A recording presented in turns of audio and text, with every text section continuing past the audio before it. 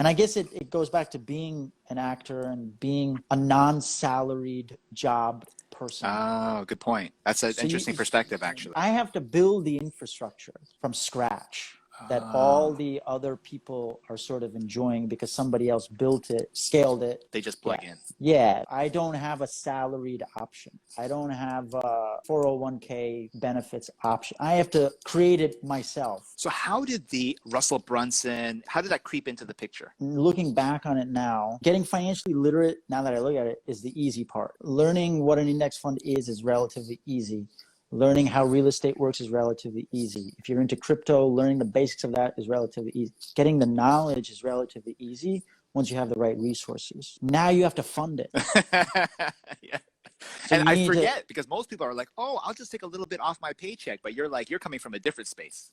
Yeah. So I don't have a salary. So I need to now, I mean, even if you work in a salary job, it still pays to make more money. So that's the next level, if you will, of the money puzzle is how do I make more money? One way to have more investable capital at the end of every month is reduce your expenses. But there's a lower limit. Eventually, after you lower your expenses to whatever you can, you now have to increase income. That's where side hustles come into play. Now, the only reason side hustles came into play for me is because I started TikToking for my acting brand and whatnot. So I have the Layman Investor TikTok, and then I have at The Real Rahul Rai TikTok. They were started at the same time? They did not. I started the acting one first. Okay. In October of 2019. So that's my entertainment, acting, all that kind of stuff. Now that's at 2.5 million. So the thing you learn about growing a following, whether it's 100,000, 2 million, 10 million, it doesn't always translate into money. So I had to start thinking of like, okay, how do I monetize off app? Well, one thing I see influencers do is they start selling merch. So then I was like, okay,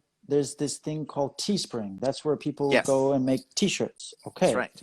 So that was the first iteration of my side hustle merch business. With that though, first of all, I don't know where the orders are in the process. I have no control. I have no say.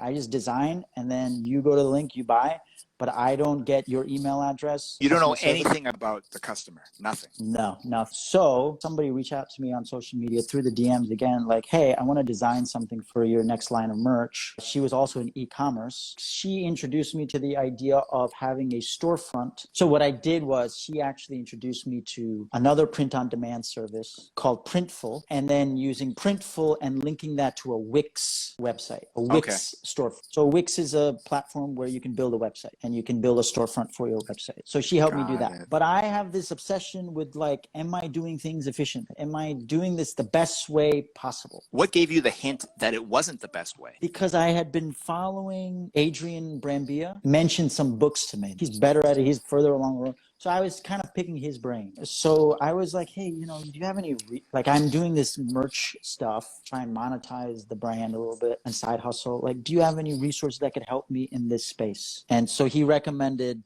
.com Secrets. He recommended Expert Secrets and Traffic Secrets, the trilogy that Russell Brunson wrote. So I started reading .com Secrets. And then he mentioned another book as well on e-commerce. Both of them talked about sales funnel. I was like, all right, I gotta figure out the sales funnel thing because that seems to be a much more effective, efficient sales vehicle. So then I open up a ClickFunnels subscription, which is kind of a mistake because, and here's why I'll say that, it's a very powerful tool, but if you don't know how to use it, it's not useful at all. Somebody else, again, this is exactly how social media is so amazing. So awesome. She's like, you got to take the one funnel away challenge because that'll give you the whole context. Gave the whole context, gave the whole, not only what to do, but why to do it. You can then do it with much more, and then you can execute, and then you get the results. Then that's the positive feedback loop. So then I finally finished that challenge in like September, launched the sales funnel for my new merch, and then that allowed me to then scale the side hustle and double revenue and double profits. So now I have the foundational skills for selling online, whether it's affiliate marketing or my own stuff. And then naturally, because the course was so valuable to me, I started promoting it and doing affiliate marketing. It'll teach you the fundamental skills for